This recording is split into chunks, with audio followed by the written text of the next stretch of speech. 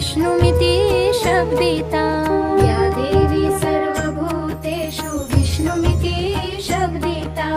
नमस्तस्यै नमस्तस्यै नमस्तस्यै नमो नमः।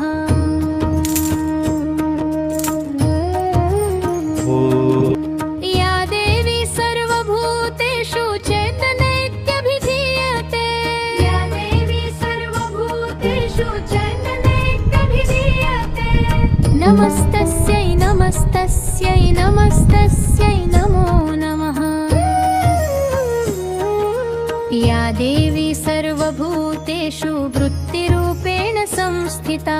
या देवी सर्वभूतेषु बुद्धिरूपेण संस्थिता। नमस्तस्यै नमस्तस्यै नमस्तस्यै नमो नमः।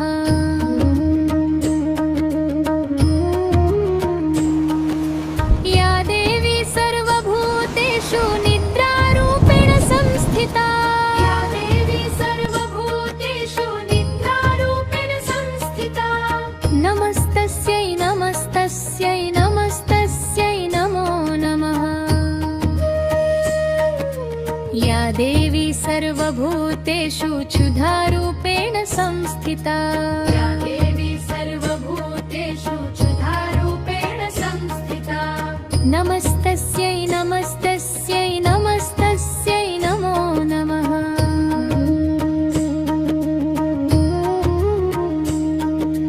या देवी सर्वभूतेषु तृष्णारूपेण संस्थिता।